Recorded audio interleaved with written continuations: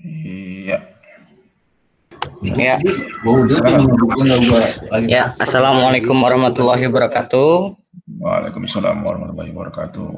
Terima kasih kepada Coach Setiadi yang sudah meluangkan waktu untuk memberikan ilmu kepada rekan rumah siap kerja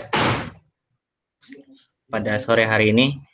Mungkin untuk sistem pertanyaannya, sistem tanya jawab langsung berbicara aja Coach ya. Langsung Ada saja, ya, tidak perlu tidak perlu di chat ya, langsung ya, saja. agar lebih enak, lebih mengerti juga. Ya kita Mungkin private aja. kita private, baik. Mungkin untuk mempersingkat waktu, dipersilakan Coach Setiadi. Oke, Bismillahirrahmanirrahim. Assalamualaikum warahmatullahi wabarakatuh. Waalaikumsalam. Alhamdulillahirabbil alamin. Allahumma shalli ala sayyidina wa maulana Muhammad wa ala sayyidina Muhammad. Rabbi shrah li sadri wa yassir li amri wahlul lisani yafqahu qawli. Salam sejahtera bagi kita semua. Ya, hari ini adalah pertemuan saya yang keempat sebenarnya, tapi saya mengulang dari pertemuan saya sebelumnya yang di Jumat malam Selasa malam kalau tidak salah, tapi saya akan kembali lagi di Jumat sore. Jumat sore di bulan Juli ini saya mengulang bahwa ada beberapa laporan keuangan yang harus dibuat oleh seorang pengusaha pemula, gitu ya, pengusaha pemula atau pengusaha UMKM. Mungkin teman-teman sudah pernah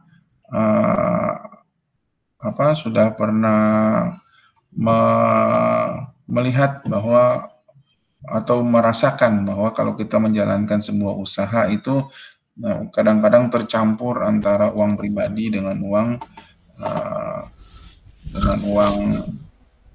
usaha ya. Nah, itu bermasalah sebenarnya. Karena nanti antara dua, apakah uang pribadinya tersedot ke usaha ataukah uang usahanya yang tidak ada hasilnya. Nah, hari ini kita akan pelan-pelan mencoba untuk mengatur itu semua. Kita praktek nanti untuk mengatur itu. Nah, contohnya nanti saya akan berikan contoh nanti pada saat perusahaan atau usaha-usaha kecil menengah ya, kecil menengah. Jadi tidak ada perusahaan-perusahaan besar ya, tapi saya hanya untuk usaha-usaha kecil dan menengah. Nah, usaha kecil dan menengah yang akan saya masukkan menjadi contoh yang pertama mungkin terkait dengan usaha yang memiliki persediaan ya, dia memiliki barang untuk dijual, tapi barang itu tidak langsung dijual, disimpan dulu atau 2 hari dan itu bisa dijual pada saat hari berikutnya. Ada slide yang akan saya berikan, jadi bisa dicermati dulu, dan pasti saya ingin rekan-rekan di sini atau rekan-rekan bisnis kalian untuk berdiskusi dengan saya ya. Jadi bukan hanya mendengarkan saya berbicara, tapi juga berdiskusi dengan saya. Karena ini sesuatu hal yang kalau yang tidak menyukai agak rumit, tapi pasti saya akan buatnya sesuatu hal yang menyenangkan. Ya, hari ini judulnya laporan keuangan sederhana untuk UMKM atau pengusaha pemula. Laporan keuangan itu dasarnya adalah standar akuntansi keuangan. Ya, standar akuntansi keuangan yang kita miliki, yang Indonesia miliki untuk UMKM saat ini yaitu standar akuntansi keuangan entitas tanpa akuntabilitas publik, yaitu SAKETAP. Ya, ketetapan yang dihasilkan Ikatan Akuntan Indonesia dan diterbitkan tahun 2009. Ini khusus untuk pelaku usaha kecil dan menengah dan yang memiliki omset di bawah 4,8 miliar. Ya, SAKETAP ini disusun tanpa harus mempertimbangkan akuntabilitas publik. Artinya laporan keuangan tersebut tidak diterbitkan untuk tujuan umum bagi pengguna di luar usaha. Oleh karena itu, pelaku UKM bisa membatasi diri dalam menyusun laporan keuangan berdasarkan SAKETAP.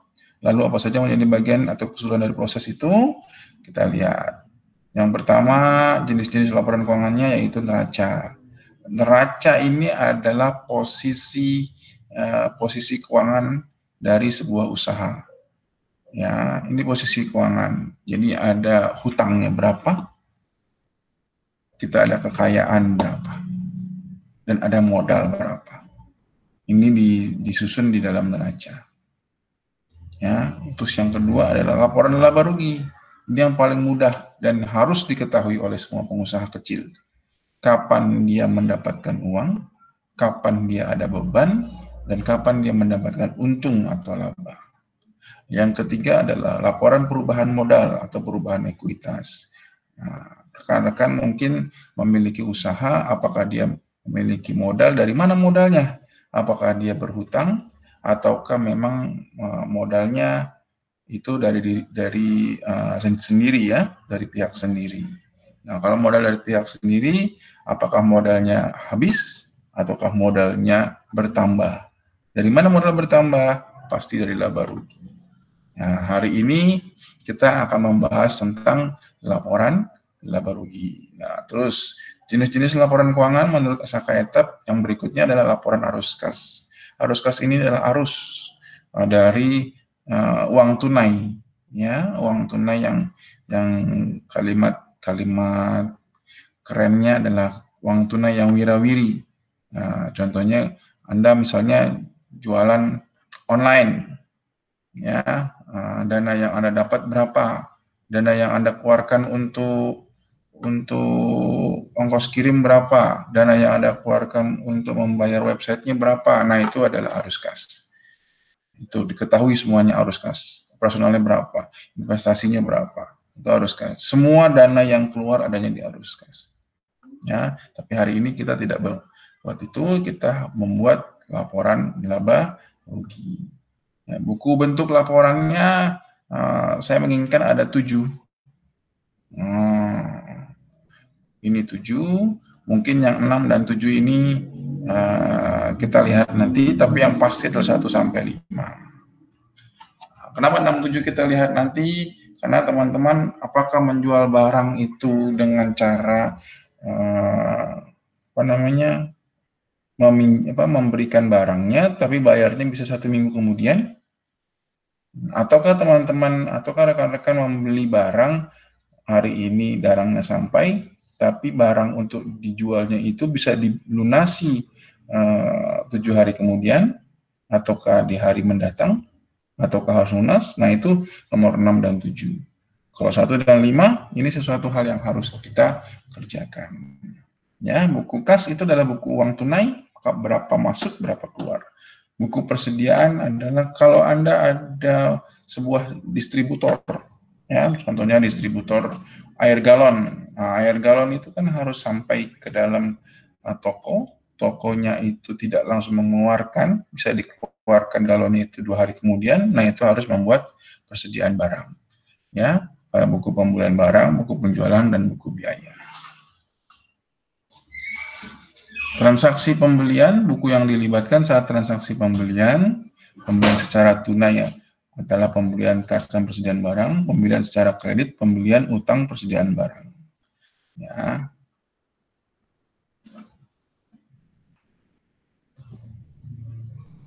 Nah, ini adalah salah satu contoh dari neraca. Ini neraca ya, bukan laba rugi. Nah, neraca ini sebelah kiri atau sebelah aktifanya ada kas persediaan, sebelah kanan pasifa ada utang, ada modal. Nah, ini adalah buku kas. Ya, ini adalah beberapa contoh kasus yang nanti bisa kita bahas setelah ini. Dan ada buku persediaan Anda bisa lihat. Contohnya ada beras, dalam bentuknya kilogram, dijualnya 1.000, dibelinya berapa, nanti ada persediaan ini. Nah, ini buku kas,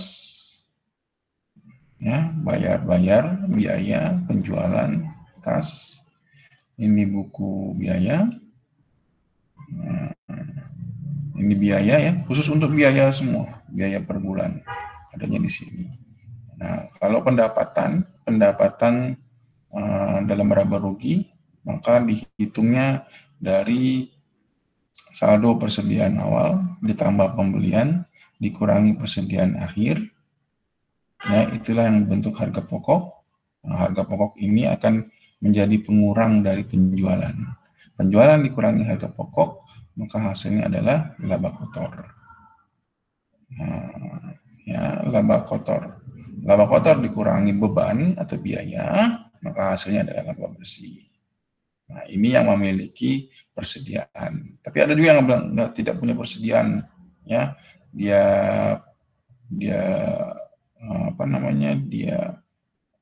sebagai online itu distributor. Kalau dia tidak punya persediaan, dia beli langsung dia jual hari itu juga, itu tidak masuk persediaan. Jadi hanya pembelian barang terus penjualan. Tapi selama ini memang lebih banyak adanya persediaan. Nah, muara dari ini semua ada dua. Yang pertama adalah kalau teman-teman atau rekan-rekan membuat laporan keuangan, maka teman-teman punya tujuan. Tujuannya yang pertama adalah untuk mendapatkan modal lebih. Caranya bagaimana? Kita buat laporan keuangan. Setelah itu kita ajukan ke bank, kita dapat kredit. Nah, itu untuk menambah modal.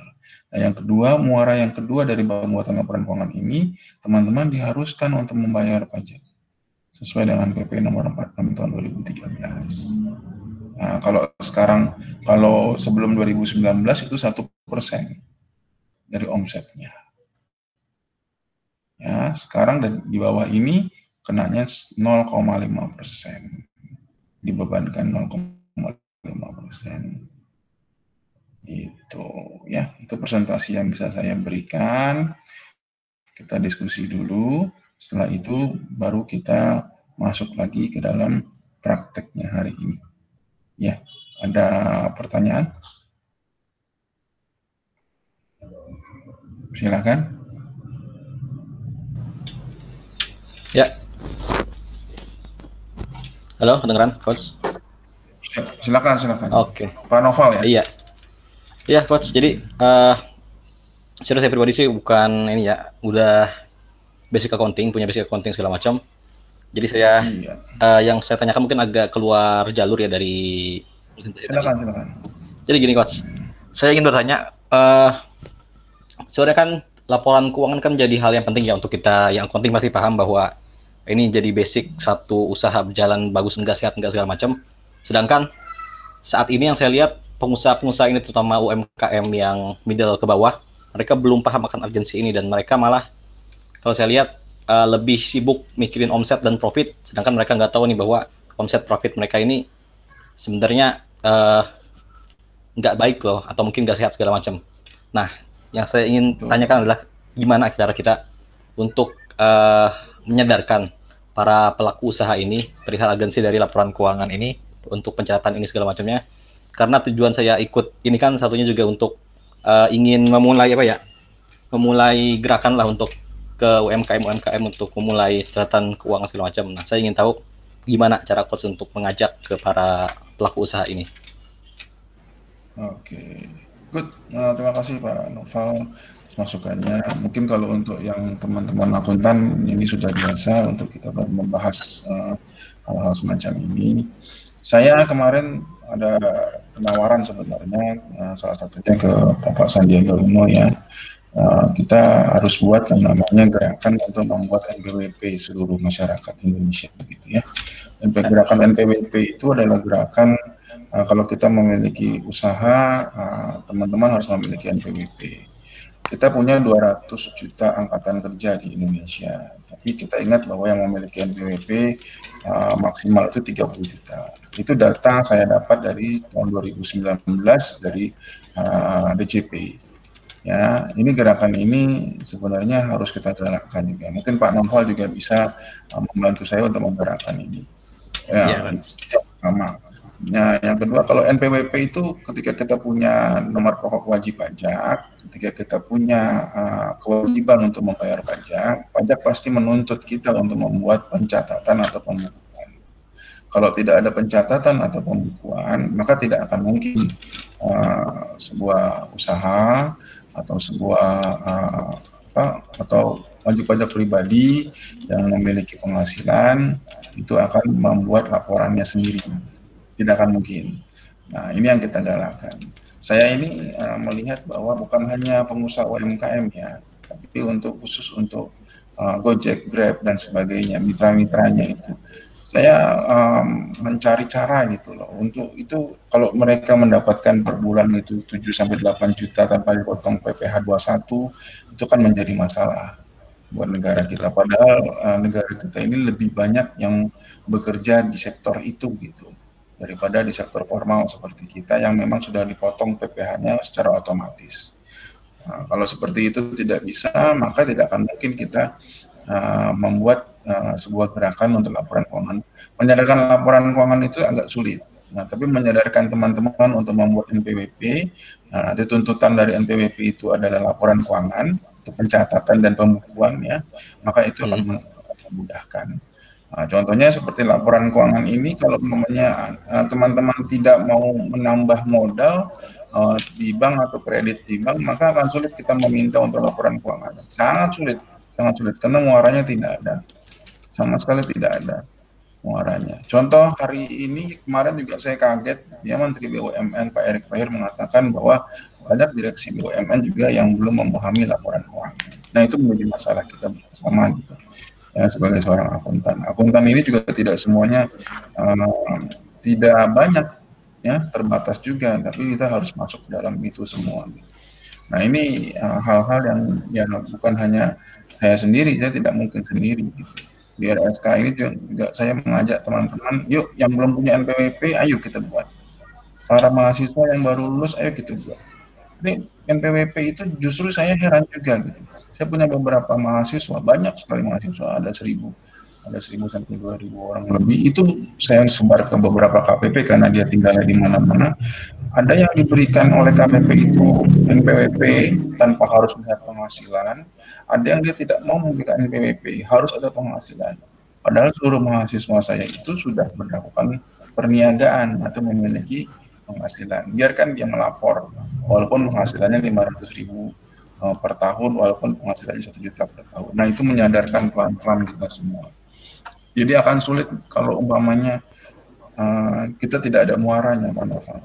Tidak mungkin kita membuat laporan keuangan itu tidak punya muara, tidak punya tujuan sama sekali.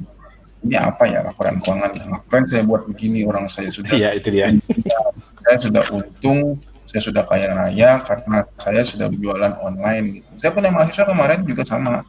Dia sudah bikin masak, dia sebar di Instagram, dia dapat penghasilan saat ini di pandemi 3 bulan itu sekitar 14 sampai 15 juta.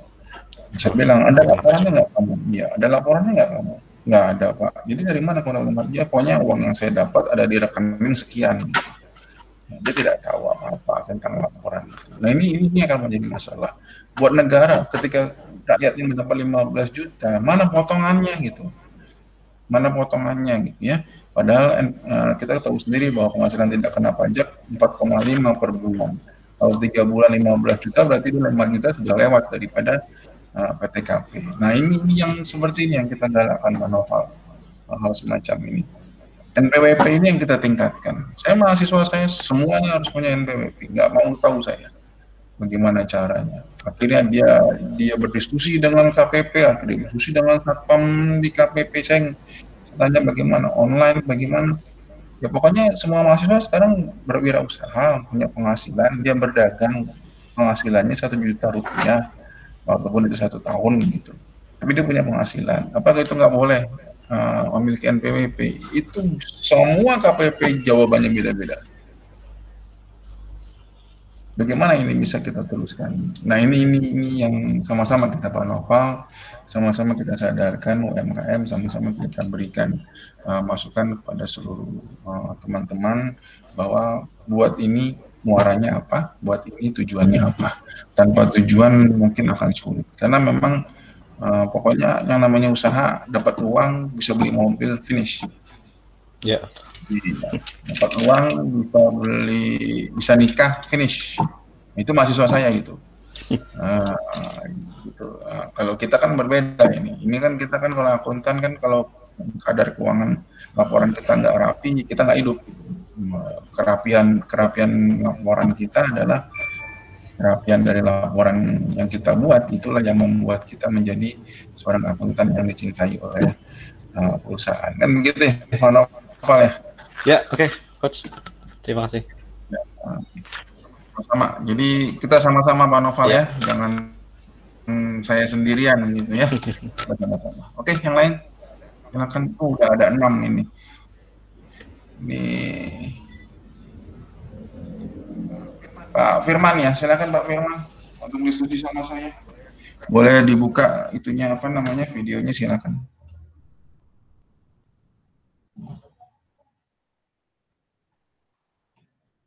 Halo Pak Firman. Moderatornya boleh dipandu. Halo Coach ya. Ya, silakan dipandu. Iya, ini Pak Firman ada di dalam meeting kereta ya, lagi di perjalanan ini. Oh masih di kereta. Iya. Oh, yang penting pakai masker sama pakai face shield ya, jangan lupa. Wah, itu siap, harus itu. Iya. Protokol. Sama cuci tangan ya. Cuci tangan. Iya. Anehnya kan sekarang begini Mas ya, anehnya kan kalau dulu itu cuci tangan sebelum makan gitu ya. Nah, kalau sekarang cuci tangan tapi makanannya belum ada. Itu kan masalahnya. Itu kan masalahnya ya. Setiap saat harus cuci tangan. Oke, Mas Firman, HPP ada fee untuk broker. Bagaimana kami mencatatnya agar diakui juga secara pajak untuk dibiayakan mengurangi laba. Nah ini hal-hal yang harus teman-teman pahami juga ya, bahwa broker itu kan bagian daripada komisi yang memakan pendapatan. Itu bisa dimasukkan ke dalam biaya. Ya, bisa dimasukkan ke dalam biaya. Ya, tapi jangan dimasukkan dalam biaya, nanti dikurangi dari pendapatan saja. Itu tidak ada masalah. Ya, karena kalau brokernya di luar daripada laba bersihnya sudah kelihatan, baru ada fee broker, nah itu tidak bisa menghitung pajaknya nanti. Tidak bisa menghitung pajaknya nanti. Itu akan kesulitan teman-teman. Nah, kalau fee untuk broker itu masukkan saja ke dalam biaya, nanti Anda hitung pendapatannya mengurangi pendapatan. Nanti agar bisa dihitung laba bersihnya. Tapi memang kalau dipaksakan laba bersih itu setelah dapat laba bersih terus baru ada fee, itu akan kesulitan. Anda akan kesulitan sendiri. Itu perhitungan yang memang extraordinary kalau saya bilang. Itu di luar daripada pola-pola standar ya, standar akuntansi keuangan. Kalau pola-pola di luar standar akuntansi keuangan itu banyak banget Mas Firman. Yeah. Anda mau hitung seperti apapun silahkan lah. Saya nggak pernah ini. Tapi kalau umumnya Anda nanti di audit internal gitu ya, atau audit eksternal, ya Anda akan kesulitan sendiri kalau diminta untuk mengkoreksi. Ya, Anda akan kesana untuk minta koreksi. Karena kita lihat waktu-waktu berjalan terus. Apalagi sekarang ini kan banyak sekali laporan-laporan keuangan yang pending, anggaran yang pending, jadi laporan keuangan ini mundur, dan kemarin IAI juga membuat laporan keuangan waktunya dimundurkan, ya, waktunya dimundurkan, artinya ada 3 bulan yang kosong. Nah, perpajakan pun memundurkan sampai hari ini ada dispensasi, bahkan ada dispensasi bukan hanya WPOP ya, yang untuk dispensasi sampai April. Setelah itu untuk badan ada dispensasi juga sampai hari ini. Sampai bulan Juli ini masih ada dispensasi. Gitu. Jadi tidak usah khawatir untuk hal-hal semacam itu, khusus untuk pandemi. Di luar pandemi kita tidak tahu. Nah, misal kami menjual barang A seharga 2.000, modal 400, ada 200 fee broker dalam investasi. Ya, itu tidak boleh dikurangi setelah laba. Kalau Anda belum menghitung laba, ya itu sangat mudah sekali. Itu fee itu semuanya masuk biaya saja. Ya, itu aturannya. Sekali lagi itu aturannya. Itu aturan dari standar. Ya, kalau untuk di luar standar Anda bisa jalankan, tapi itu sangat berbahaya atau sangat riskan untuk menghitung atau mengkontrol standar nanti. Ya, karena saya dari dulu banyak seperti itu, banyak mengkontrol lewat dari standar. Contoh begini, saya pernah beli perusahaan pernah beli sebuah mobil. Mobil itu baru dibeli bagus dibeli oleh uang perusahaan tapi atas nama atasan, atas nama direksi. Yang jadi masalah kita taruh di mana itu akhirnya kita berembuk di akuntan, kita taruh di entertain. Kita tidak taruh di biaya yang kita munculkan, tapi entertainnya masuk ke dalam biaya. Entertainnya berapa? 60 juta. Masih murah waktu itu. Mobilnya Suzuki Karimun. Ya, itu 60 juta rupiah kita masukkan ke situ. Nah, terus internal nanti terus ditanya kami oleh eksternal auditor, ini mobil buat siapa? Kok namanya nama STNK-nya mana? Kok nama atasan? Ya waktu itu kita belum menamakan perusahaan, ini baru mau kita tambahkan atau baru mau kita ganti. Nah, si eksternal auditornya sih manggut-manggut aja ya. Akhirnya kita diperkenankan untuk memasukkan itu ke entertain.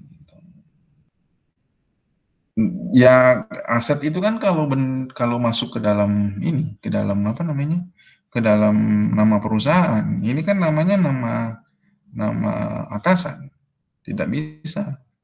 Ya, semua yang masuk ke dalam aset itu adalah nama harus dengan nama perusahaan. Itu syaratnya di dalam aset. Kalau kita kerja di sebuah perusahaan, terus nama semua mobil, nama semua aset, nama individu, itu nggak bisa jadi nama aset. Nah, itu untuk kontrol ulang itu nggak bisa, sulit itu. Untuk diauditnya itu kesulitan, nanti akan dibongkar semua, nanti keluar semua tuh nggak jadi aset, biayanya bolong semua nanti. Kita uang hilang, tapi beli sendiri-sendiri untuk nama sendiri-sendiri, itu menjadi masalah. Nah, kita mensiasati untuk bagaimana masuk ke dalam biaya perusahaan, maka kita masukkan ke entertain. Nah, itu kita argumentatif dengan eksternal auditor. Itu yang mungkin berhasil di kami, tapi tidak berhasilnya di Mas Firman. Nah, karena eksternal auditornya kan kita yang pilih juga gitu. Ya, tapi untuk hal-hal semacam ini saya harap hal-hal yang jangan ditiru. Tidak boleh begini-begini ditiru, tapi ikutlah standar. Ini contoh saja, contoh dari hal-hal yang memang teman-teman harus tahu. Oke, ada lagi. Saya rasa kalau saya ajukan karena kan ada pelaku, ini kan ada yang memahami akuntan ya. Saya rasa kalau saya masuk ke dalam hal-hal kabar kredit, teman-teman sudah paham. Nah, tapi saya lebih nyaman hari ini bagaimana kalau kita diskusi saja, diskusi secara baik gitu ya, secara gamblang, karena hal-hal semacam ini di luar sana berkembang terus. Contoh, standar hari ini sangat kesulitan kita. Kenapa sangat kesulitan? Standar ini ada beberapa perubahan. 71, 72, 73 itu menghilangkan beberapa PSAK sebelumnya, PSAK 51, PSAK 50. Wah, ini hilang semua. Bahkan PSAK akan muncul PSAK 74 ya, yang kita belum, bahkan PSAK 70 tentang tax amnesty juga muncul.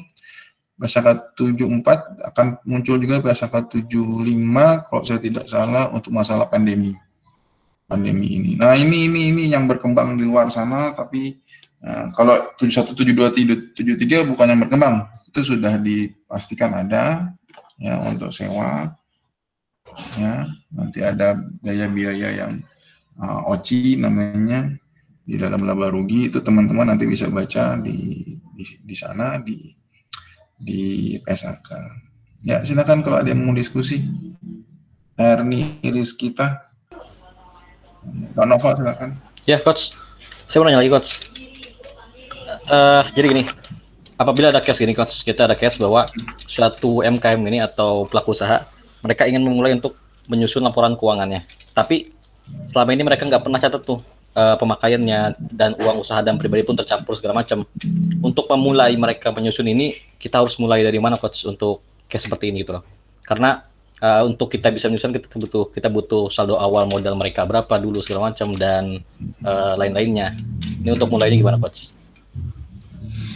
Kalau saran saya ada beberapa hal yang saya pernah lakukan gitu ya.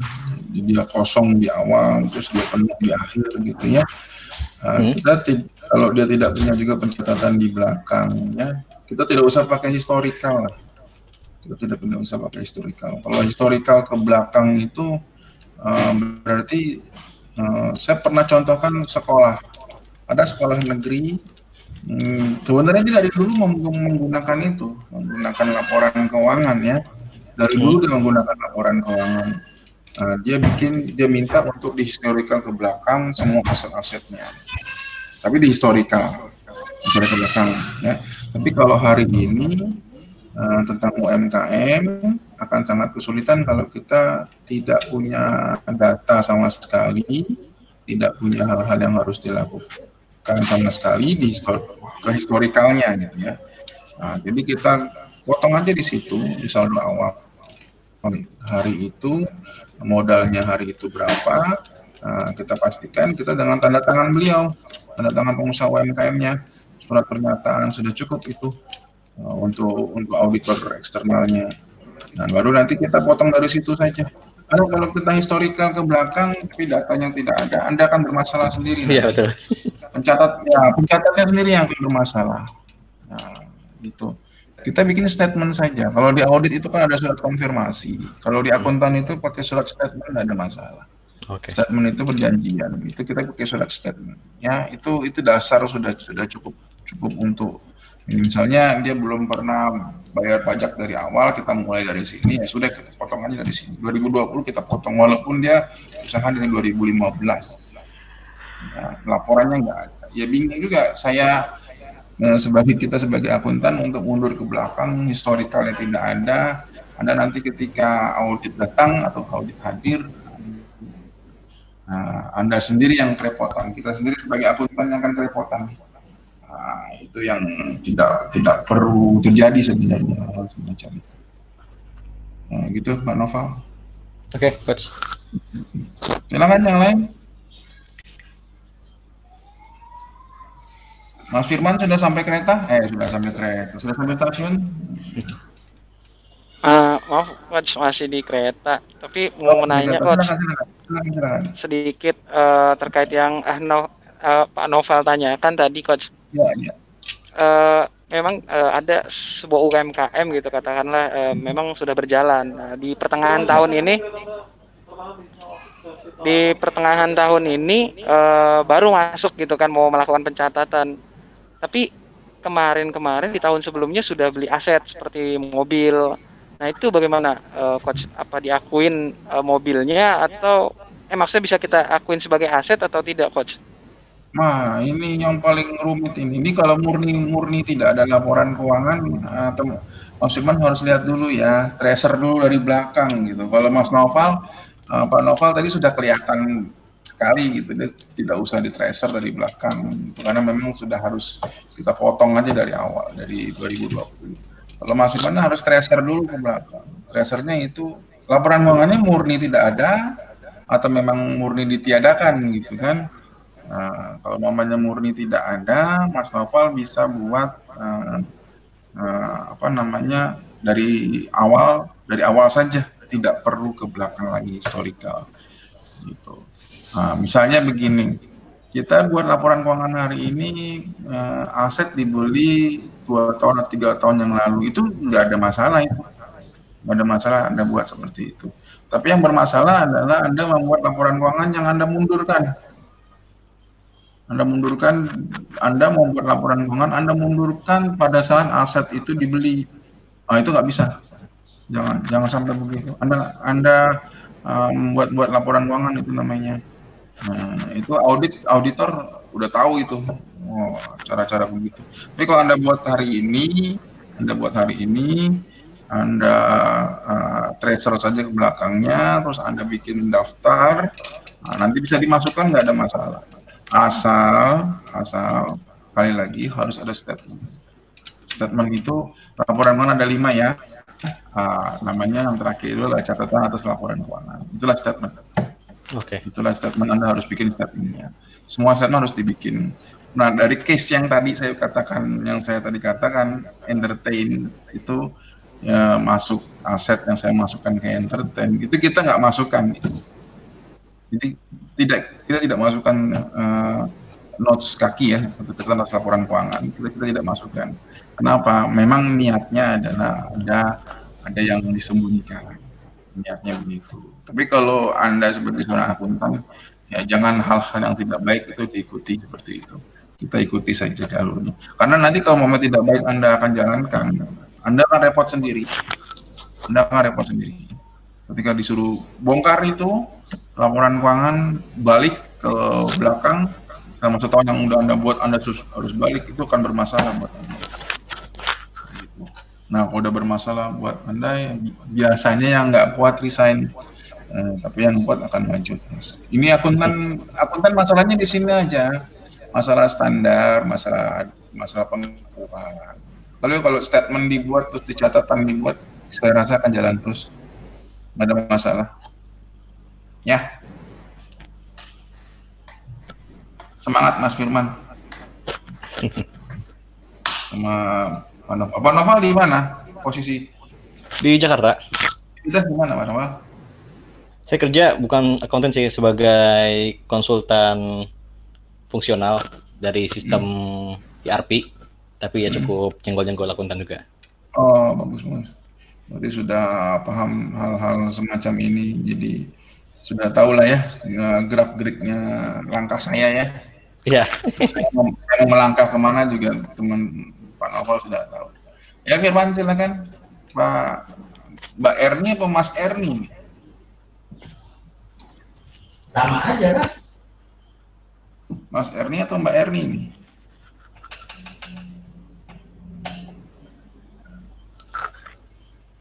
Halo, moderatornya mana? Halo, ya Coach. Gimana? Yang dua lagi gimana? Ada lagi yang Ya, mau ditanyakan? Silakan diskusi, saya buka aja karena ini modelnya tadi kan saya rasa ada UMKM. Ternyata kan kalau ada UMKM akan saya teruskan. Tapi kalau kita lebih enak ngobrol dengan akuntan, saya lebih nyaman ini. Karena kita satu aliran, satu pemahaman. Jadi kita sudah tahu untuk berbicara kemana. Silakan, mau diskusi lagi silakan. Yuk ke Kak Erni. Jika ada yang ingin ditanyakan, langsung on mic saja. Ya, on mic aja. Mas Firman sampai di mana ini? Oh, ini lagi turun ini berarti Mas Firman. Masih di Tanah Abang, Coach.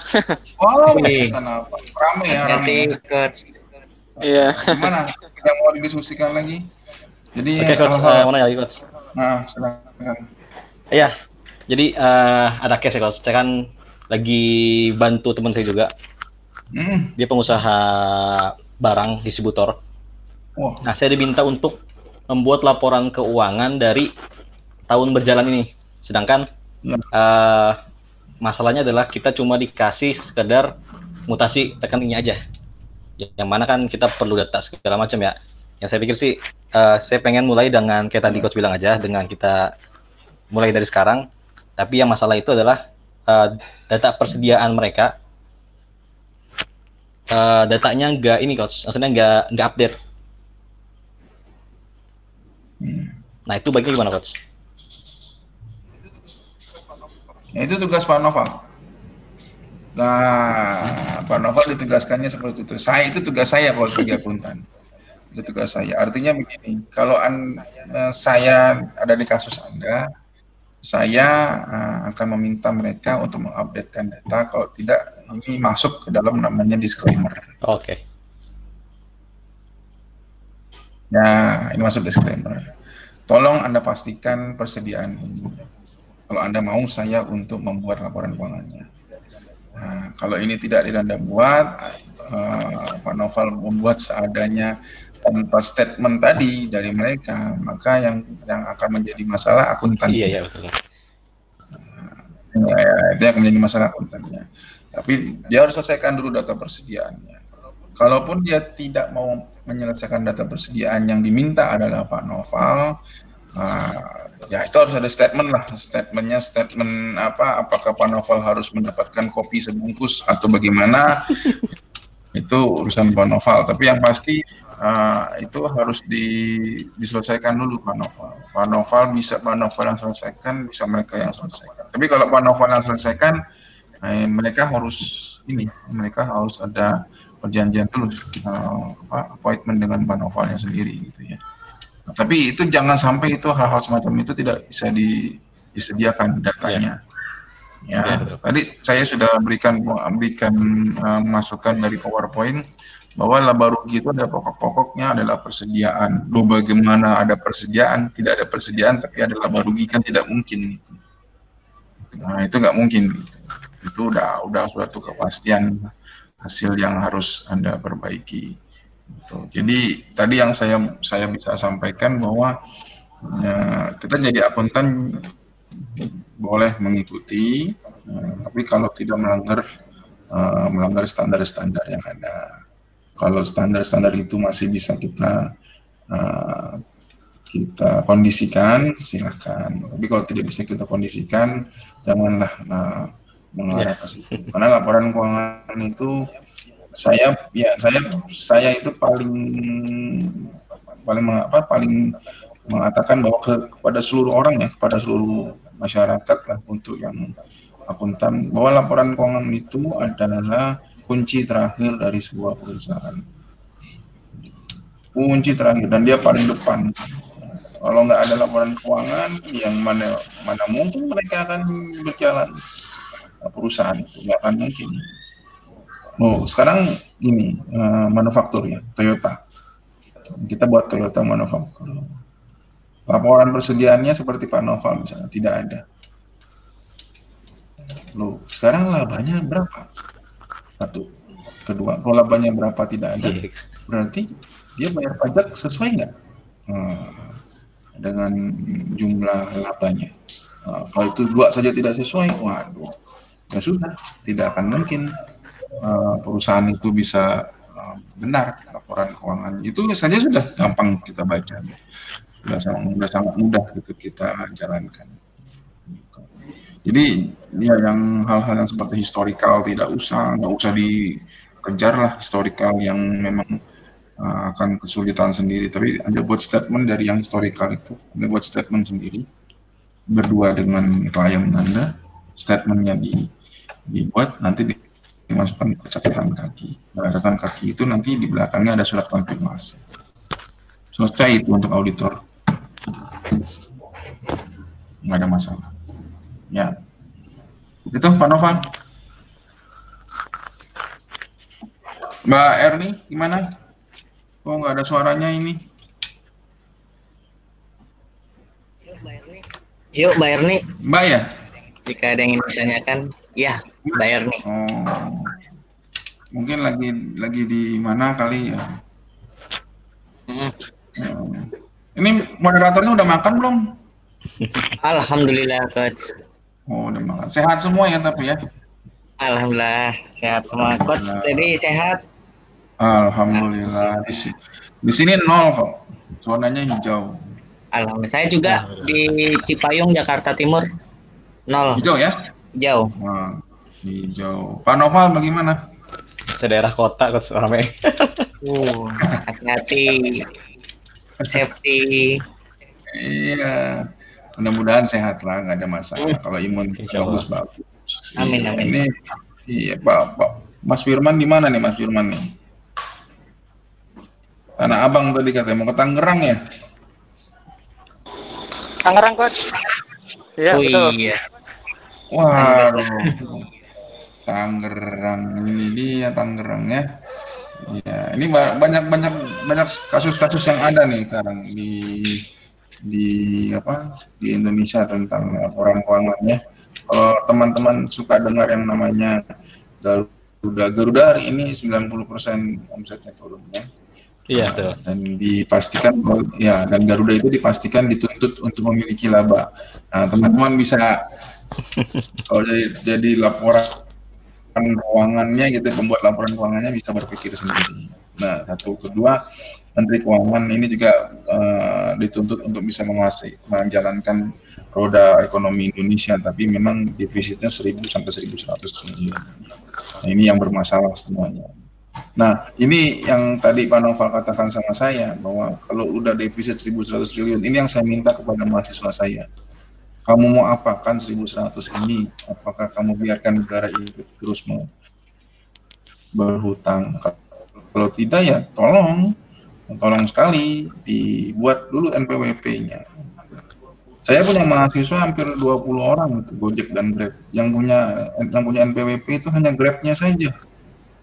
Gojek nggak ada. Aduh, saya bingung. Ya, padahal pendapatan mereka kan kalau per bulan itu bisa melebihi PTKP. Nah, terus satu. Kedua, saya nggak pernah lihat gitu ada pelaporan SPT massal bagi Gojek, belum pernah lihat. Nah, coba itu menjadi misi kita bersama. Nah, Pak Nova, Pak Firman, Mbak Erni mengajak teman-teman untuk melihat itu semua. Jadi NPWP, yuk kita bikin NPWP dulu. Pak Noval masih udah punya ya? Sudah punya. Sudah punya. Sudah, Mas Firman Coach. sudah punya ya? Wah, Sudah, Coach. Mbak Erni ini suaranya Mas Firman sudah dikatakan kurang ya? Masih kereta gitu. Mbak Erni masih di kereta. Mbak Erni, aduh. Moderator ini yang satu masuk tidak ada suaranya ini. Apa kali ya? Iya, Mbak Erni mungkin di rumah sedang apa? Jadi takutnya mengganggu, makanya tidak di rumah ya? kayaknya. Ya sepertinya. Mungkin ada pertanyaan lain dari Kak Firman atau Kak Noval? Silakan. Ya, Coach. Mau nanya lagi, Coach. Ya, silakan. Iya, gini. Saya mau nanya, untuk UMKM yang bergerak di bidang makanan kayak restoran atau mungkin jangan restoran deh. Misal pedagang yang kios-kios gitu deh. Kios makanan apa, ada CD atau apa. Nah, untuk mencatat persediaan kayaknya agak sulit ya, karena mereka kan beli bahan-bahan itu banyak dan biasa belinya sekaligus banyak dan keluarnya pun nggak tentu. Penjualan pun sifatnya rutin dan banyak. Baiknya untuk UMKM seperti ini yang di makanan atau industri-industri FMCG ini, baiknya kita gimana untuk mencatat persediaannya, Coach? Dan mungkin hitung biaya overhead segala macamnya, karena kan mereka juga masak pakai gas segala macam, listrik juga segala macam yang agak sulit untuk diukur, Coach, kalau kita pakai cara biasa ya. Oke. Pak Nova, cara biasa yang dimaksud itu apa? Mungkin kalau cara biasa perusahaan biasa kan kita hitung per bulannya berapa, karena perusahaan kan jelas ya, kita pakai perusahaan, listrik per bulan berarti berapa, itu semua untuk perusahaan. Kalau ini kan listrik mereka dipakai listrik rumah juga, jadi akan tercampur di sana overhead dan biayanya, termasuk gas dan lain-lain juga. Ini yang kemarin saya diskusikan dengan teman-teman UMKM ya, untuk memisahkan hal-hal yang ada. Nah, ini biasanya saya bikin adalah saya menyarankan UMKM kalau dia belum besar tapi dia sudah punya usaha ya, tapi dia belum besar. Kalau dia besar kan dia restoran, tapi kalau dia belum besar, dia bisa punya 2 buku. Okay. Nah, pertama adalah buku kas dia harus ada, buku kas usahanya harus ada. Nah, kalau untuk buku kas usaha itu adalah semua uang usaha masuk ke dalam buku kas, semua uang pribadi masuk ke pribadinya dia. Boleh nggak pribadi itu memiliki buku lagi? Boleh. Jadi dia punya 2 buku. Tapi yang saya sarankan dia harus punya buku kas atau buku pembantu untuk usahanya. Ini case ya. Nah, dia harus punya buku tersendiri, buku pembantu tersendiri untuk UMKM. Nah, kalau case yang kedua, kalau sudah terlalu besar begitu, contohnya restoran masakan Padang yang sederhana ya, kayak sederhana begitu, sederhana. Nah, dia bisa buat yang namanya itu software. dia bisa bikin software. Kalau saya saya minta untuk dia bikin software, nanti dia masukkan semuanya untuk yang usaha. Di luar usaha tidak boleh. Nah, kalau uang bercampur antara usaha dengan pribadi, dia nggak ada masalah kalau uang. Tapi kalau umpamanya di dalam pencatatan itu akan kelihatan sendiri mana yang usaha, mana yang pribadi. Nah, itu yang saya sarankan kepada UMKM, beberapa UMKM, Anda harus memiliki buku usaha tersendiri. Saya 20, kemarin ada 100 UMKM, saya minta semua 100 saya tanya. Ada buku pencatatan uang keluar dan uang masuk, satu pun tidak ada. Saya bilang, itu masalah Anda, itu masalah UMKM. Tapi biasanya, jadi yang Anda punya apa? Saya punya buku pencatatan, Pak, tapi buku pencatatan uang suami saya masukkan uang usaha. Uang usaha saya masukkan uang suami. Ini 100 UMKM ya. Jadi waktu itu saya membahas tentang pajak. Bili-bili yang Bogor ada UMKM tentang pajak. Saya minta dibuka semuanya, tidak punya sama sekali. Jadi ini akan bermasalah. Nah, saya menyarankan teman-teman UMKM pertama adalah bagaimana buat buku pembantu tersendiri. Nah, ini yang saya akan teman-teman, terus bukunya seperti apa? Itu harus dengan praktek. Makanya saya harus kita praktekkan kepada teman-teman itu. Tapi kalau dia sudah punya buku tersendiri, saya rasa automatically semuanya akan berubah. Semuanya akan terpisah antara usaha dengan uang pribadi ya. Karena kebanyakan malas untuk mempunyai buku. Coba Anda keluar, ini di rumah saya ini ada dua orang tukang ketoprak. Ya, tukang ketoprak itu yang satu di daerah ini 100 meternya, 100 berikutnya ketoprak juga. Dia menjual ketopraknya dalam waktu 1 hari itu biayanya kan biaya ketoprak itu 12.000 per porsi. 1 hari itu dia bisa menjual sekitar 200 piring atau 200 porsi. 1 hari dari jam 7 malam sampai jam 12 malam itu 200 porsi. Ya, saya tanya, dia kan ngulek terus itu, ngulek porsinya. Ya, tidak pernah mencatat. Saya bilang, Bapak tahu nggak ini ada berapa? 10, 20, 30? Nggak tahu. Dia tidak tahu. Pokoknya saya bawa pulang uang berapa, nanti saya beliin modal berapa, ya udah itu sisanya keuntungan saya. Beres gitu. Artinya dia tidak punya buku. Gitu. Ya, saya menggalakkan. Saya punya misinya pertama adalah coba kita buat NPWP untuk UMKM. Yang kedua adalah pastikan bahwa UMKM pandai untuk mencatat. Bukan buku dulu, jangan pembukuan dulu, tapi mencatat. Nah, kalau sudah masuk ke pencatatan, dia sudah mencatat, baru kita bukukan. Kita bukukan, baru kita standarkan. Nah, itu nggak akan bisa. Kalau mamanya dia mencatat saja dia nggak mau. Ya. Ngejual 1 piring, 2 piring, 3 piring. Saya lihat dia 6 piring, 5 piring dia sekali ini. Setelah itu, Bapak mencatat tidak sama sekali. Tapi uangnya ketika dikeluarin banyak. Pertanyaan kita semua, itu uang Bapak atau uang ketopraknya? Nah, apalagi kan yang lebih gila lagi kan 2 tahun yang lalu kan ada wacana PPN warteg. Iya, betul. Benar ya? Nah, ini jadi masalah. Jadi Pak Noval kalau Pak Noval beli warteg 15.000 PPN-nya 10%, 16.500 kan lucu. Yang kaya kita, Pak. Jadi kita semua warteg kita yang bikinin SPT-nya. Kan gampang aja itu.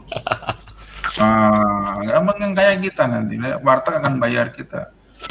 Nah, masalahnya wartegnya ini nanti yang harganya jadi lebih mahal dari biasanya. Ini sebenarnya hal-hal yang memang harus kita pikirkan bersama.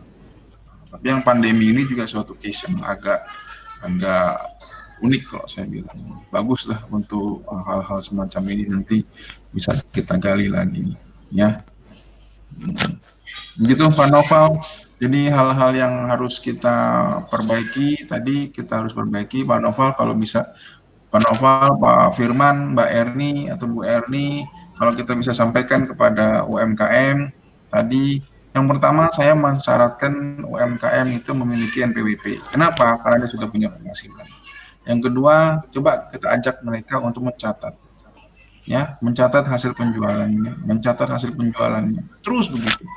Terus yang ketiga, ketika dia sudah mencatat, baru kita bukukan. Ketika sudah dibukukan, maka baru kita standarkan. Kalau sudah distandarkan, baru kita buat pelaporan keuangannya. Buat laporan keuangannya, baru kita buat laporan perpajakannya. Ini selesai. Negara kita hidup dari UMKM kok, nggak perlu yang lain-lain. UMKM di kita luar biasa. Oh, Mbak. Di negara lain ada nggak warteg? Ada nggak ketoprak? Ketoprak per hari 1.200.000, dahsyat. Ya, teman-teman kerja 5 juta, gaji 5 juta, 6 juta. Tukang ketoprak per bulan bisa dapat 7 juta. Cuman kerja 4 jam. Gitu. UMKM banyak loh. Tukang gorengan di rumah saya itu, kalau dia bikin gorengan gitu ya, bikin gerobak, terus gorengannya banyak, saya tanya, berapa Anda bawa pulang omset Anda sehari? Sehari 1 juta. Kalau dia nggak pernah libur, dia dapat omset 30 juta, 50%-nya dapat omset 15 juta. Nah, lebih besar mana gaji tukang gorengan sama kita? Sedangkan dia nggak punya BWP. Itu masalah. Nah, ini laporan keuangannya harus diperbaiki. Mohon dibantu Pak Noval, Pak Firman, Mbak Erni, bahwa kita harus kampanyekan ini semua. Saya berada di sini untuk bersama-sama sharing sebenarnya. Bagus sekali pertanyaan Pak Noval, Pak Firman. Mbak Erni belum kedengaran suaranya. Mudah-mudahan suatu saat nanti kita bersama-sama ya untuk membangun APBN yang mandiri bersama-sama. Karena muaranya semua juga APBN, laporan keuangan juga muaranya APBN. Karena dengan perpajakan. Kalau enggak ya, buat apa kita bikin laporan keuangan? Ya, gitu Pak. Oke. Pak Moderator. Baik, terima kasih Coach Setiadi. Kita harus kampanyekan tentang UMKM. Ya, jadi silahkan RSK membuat sebanyak-banyaknya dan UMKM. Nanti mungkin saya, Pak Noval, atau dengan teman-teman lainnya kita bantu untuk mengkampanyekan hal-hal semacam ini. Oke? Siap Coach. Terima kasih banyak atas masukannya. Mungkin ini waktunya juga sisa 2 menit, Coach Setiadi. Ada closing statement, Coach Setiadi, dipersilahkan. Oke, closing statement hari ini adalah terima kasih sudah hadir, memberikan masukan yang luar biasa untuk seorang akuntan dan seorang taxation kalau saya bilang.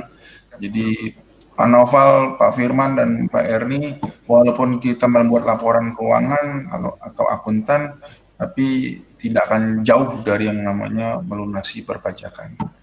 Ya, jadi 2 hal itu tidak akan pernah luput. Kalau saya ini ada tiga bidang, memang saya akuntansi, audit, dan pajakan. Jadi 3 itu satu kesatuan yang tidak pernah lepas. Karena kalau Anda, teman-teman, rekan-rekan bisnis semua memahami akuntan, tidak memahami audit, maka tidak akan pernah tahu apa yang akan diperbaiki. Nah, terus kalau tidak tahu muaranya kemana buat laporan keuangan, muara laporan keuangan pasti untuk melunasi perpajakan, untuk mengetahui bahwa perusahaan kita sehat atau tidak. Nah, itu yang akan membuat para investor atau para pemodal akan datang. Kalau tidak, nanti laporan keuangan kita untuk meminjam atau memberikan atau meminjam ya uang di bank agar kredit datang ke usaha-usaha kita. Ya, seperti itu. Jadi tetap semangat di masa pandemi, berikan yang terbaik untuk Indonesia, jangan lupa punya NPWP. Makasih. Terima kasih Coach Setiadi atas pemaparannya. Terima kasih juga kepada Kak Noval atas seluruh pertanyaannya. Semoga jawaban dari Coach Setiadi dapat mencerahkan dari pertanyaan Kak Noval ini. Ya, untuk Kak Firman terima kasih juga atas kehadirannya, sudah join, dan hati-hati di perjalanan ke pulang Tangerang. Sama-sama Mas. Keep safety Siap. dan tetap protokol pemerintahnya. Dan untuk Kak Erni terima kasih juga sudah bergabung. Semoga meskipun belum bertanya nih Kak Erni, semoga dari pemaparan pertanyaan dari Kak Noval dan Kak Firman bisa menjawab juga.